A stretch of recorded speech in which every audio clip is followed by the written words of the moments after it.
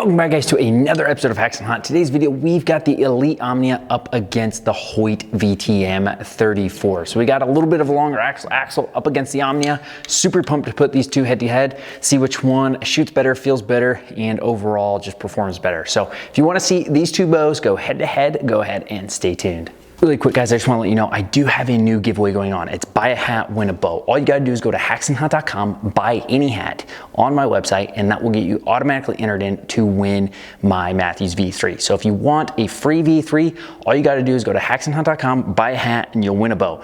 Automatically entered as soon as you purchase a hat. Each hat is an entry. There are only 250 entries. I think at the time of filming this, there's like 150 hats left. So go ahead and go over to haxenhunt.com, buy a hat, and you could win a bow. First up is going to be that Elite Omnia. The balance of that bow, I feel like it's really solid. Maybe wants to go forward just a little bit, not a whole lot. Let's draw this thing back and see. Set up at 30 inches, 70 pounds. Smooth draw, little sponge in that back wall.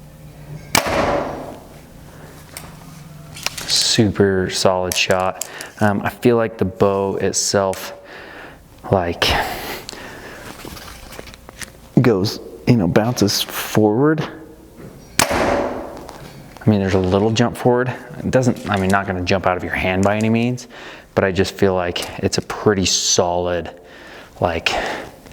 push forward on that follow through of that shot.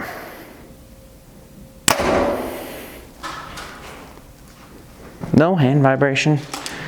Pretty solid feeling bow. Draw cycle.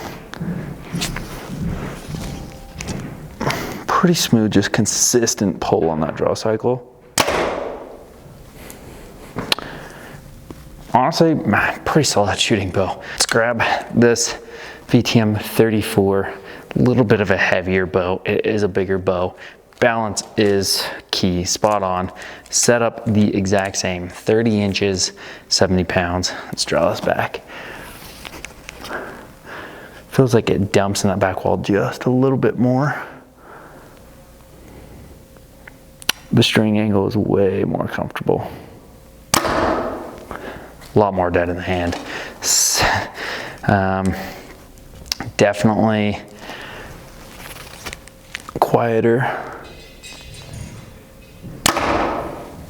And doesn't jump forward nearly as much.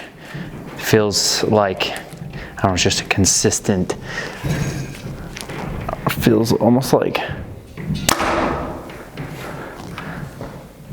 it's more comfortable to shoot, a little less jump forward, a little quieter, and I am curious to see the speeds on this one up against the Omnia. I know the Omnia is shooting pretty quick, so curious to see how fast the VTM 34 is pushing with the same specs. And so what we're gonna do is we're gonna grab 4 arrows, 440, 480, 500, and 520 grain arrows.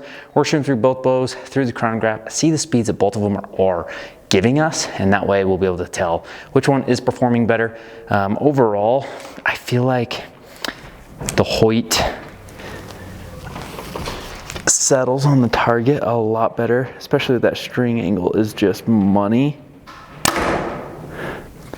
compared to that Elite Omnia. So I'm just gonna grab this Omnia one more time real quick and just kind of focus in on the settling. I would say it's definitely more comfortable shooting that Hoyt VTM, but we're gonna shoot through the chronograph real quick, see the speeds that they are both shooting. All right, first bow through the chronograph is going to be that Hoyt VTM 34, and first arrow is gonna be the 440 grain arrow. So shoot this through. Pretty decent speed at 295. Not the fastest bow, but for a 34-inch axle bow, that's pretty solid speed. Here now is the 480 grain arrow. We were at 280, so dumps quite a bit. I feel like a lot of bows are dumping between that 440 to 480. Now here's a 500 grain. We're at 275, so only dropped 5 from that. And then here's the 520 grain. We're at 271. So decent speeds, nothing crazy coming out of the VTM 34.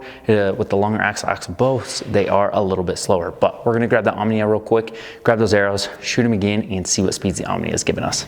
Time to shoot that Elite Omnia through. So again, same setup, 30 inches, 70 pounds. Here is the 440 grain arrow. Definitely shooting faster. That was 309 feet a second, so quite a bit faster. Let's shoot the 480 grain. We're at 292, so maintains quite a decent speed out of that. And the 500 grain.